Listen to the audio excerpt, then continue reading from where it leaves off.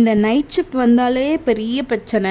Week of முடிஞ்சுட்டு அடுத்த நாள் வந்து எனக்கு தூக்கமே வராது. ஏன்னா வீக் ஆஃபில் ஃபுல்லாக நைட்டில் தூங்கிடுவேன். அதனால் மார்னிங் வந்து தூக்கமே வரல சுத்தமாக. இன்றைக்கி எப்படி போய் ஆஃபீஸில் மேனேஜ் பண்ண போகிறேன்னே எனக்கு தெரியல. அண்ட் இன்றைக்கி நைட்டுக்கு வந்து வேறு என்ன போய் மாவு ஏதாவது வாங்கிட்டு வரலான்னு யோசிச்சா வேண்டாம், அது வேற யார் போய் வாங்கிட்டு வர்றது அப்படின்ட்டு சப்பாத்தியே சுற்றுலாம்ப்பா கடைசியில் அப்படின்னு சொல்லி கோதுமை மாவு இருந்துச்சு.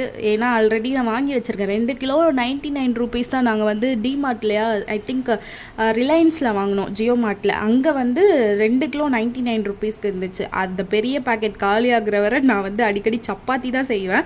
அண்ட் இன்றைக்கி வந்து எக்கும் இருந்துச்சு. எக்கை வந்து ஃபஸ்ட்டு முட்டை தக்காளி பண்ணலாம் அப்படின்னு யோசிச்சேன். தோசைக்கு முட்டை தக்காளி பண்ணியிருக்கேன், ஆனால் சப்பாத்திக்கு இதுவரை பண்ணதில்லை.